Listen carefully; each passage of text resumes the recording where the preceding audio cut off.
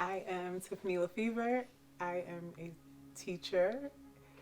I'm an educator. I'm an assistant principal.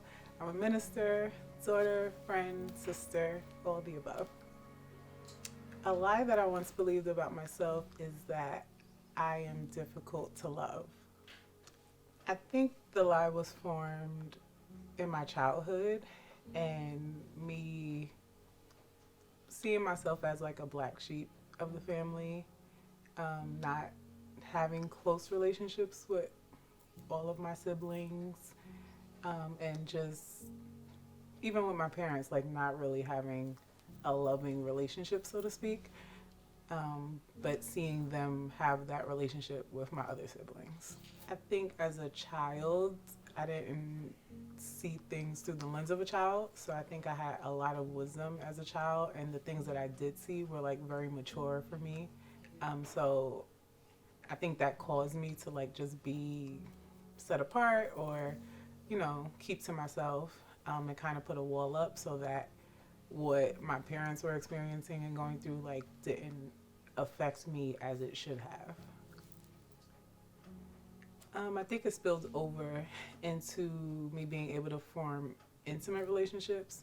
So as a child, I've had a lot of friends for most of my childhood, and I think that made it difficult for people to get close to me because of the wall that I had built up. Like because I wasn't gonna let people in close enough to hurt me, the way that I saw people around me be hurt. So that was one of the effects. I think another effect was like, since I believed that lie, it caused other people to believe that lie. So people would say, oh, like, or I would hear that people would say, like, she's a tough one, or like, um, yeah, like, good luck with that kind of mindset. I think my initial response, hearing it from family members, was difficult because I don't even think they knew what love is. And I think I always knew the standard of love was God. So my family not being saved, like I was saved, because my grandmother took me to church. So I was the only one in my household saved. So me knowing what love was at such a young age and experiencing like the love of God, and then coming home to what was supposed to be love and it not really being that, my response was like, I'm fine with that because y'all don't even know what love is. So I became fine with their perception of me, as it pertained to love, because I just knew like you wouldn't even know how to love me. The truth is, there's no fear in love, but perfect love casts out all fear.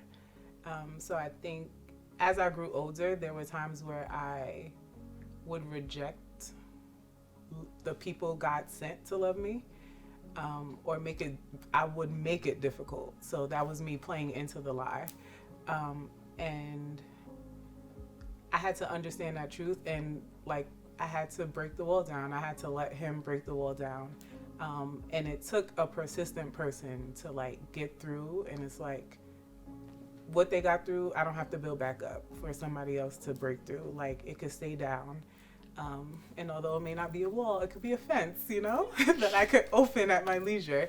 But I think that made it easier for me, when it came to like intimate friendships and sisterhood and things like that. I have a full understanding of what love is. I think having a community where you know you're loved, where you know you belong, where you know you bring something to the table and it's appreciated, and people understand you, and you allow them to understand you, and also like me understanding what love is from the other side and being able to give it, because I do think that me believing that lie for so long opened the door for me to lack compassion. So I saw like how even in my job when I was a teacher, like how I lacked compassion in my early years of teaching, and then as God slowly broke down what needed to be broken down in me, I was able to give them the love that they needed, as children. And I think that's where my love for children stemmed from, like me never having the love that I felt that I needed as a child.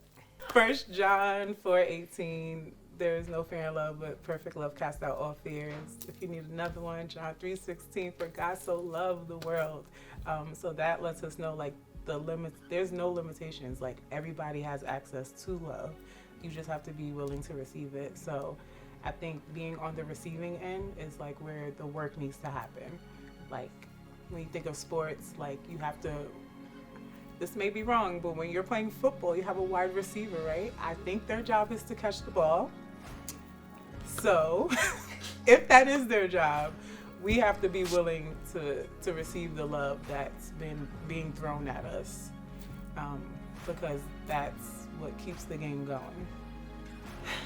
For the person that relates most to this and to me, I would say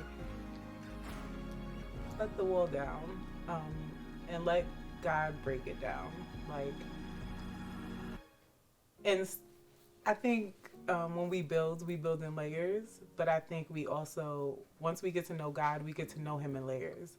So I think we have to choose which one we're going to invest in. Like, are you going to invest in keep building a wall that's going to draw you away from God? Or are you just going to invest in him, which leads to the demolition of the wall?